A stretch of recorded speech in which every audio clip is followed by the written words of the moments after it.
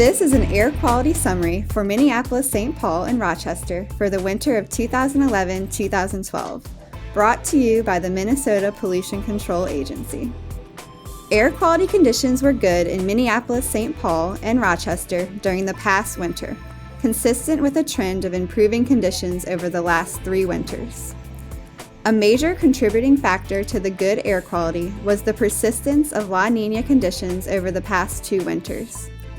During a La Niña winter, storms typically pass more directly through southern Minnesota, rather than south of the region. More frequent storms produce stronger winds and increased atmospheric mixing, helping to disperse pollutants. In the Twin Cities, Air Quality Index, or AQI levels, were good on 84% of days and moderate on only 16% of days. No days reached unhealthy for sensitive groups, or USG AQI levels. By comparison, 5% of days reached USG AQI levels in 2009-2010, while only 1% of days reached USG AQI levels in 2010-2011.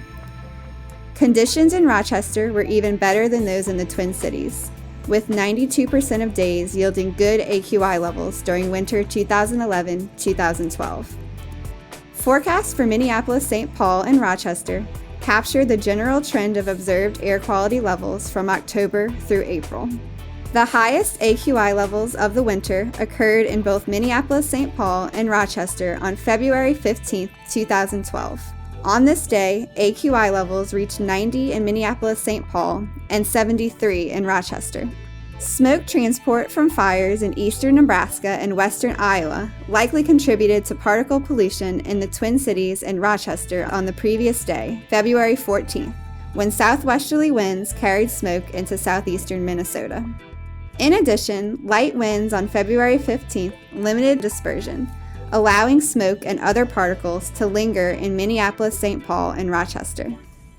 Moisture associated with patchy fog, freezing drizzle, and light snow further enhanced particle production. The following day, moderate westerly winds dispersed pollutants and brought cleaner air into the region, reducing AQI levels to good.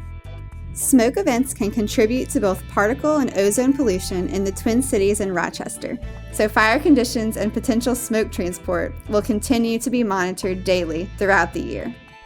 Aside from this February event, AQI conditions remain good to low moderate throughout the winter season in southeastern Minnesota. For more information on forecast and observed air quality conditions in the Twin Cities and Rochester, please visit MPCA's air quality website.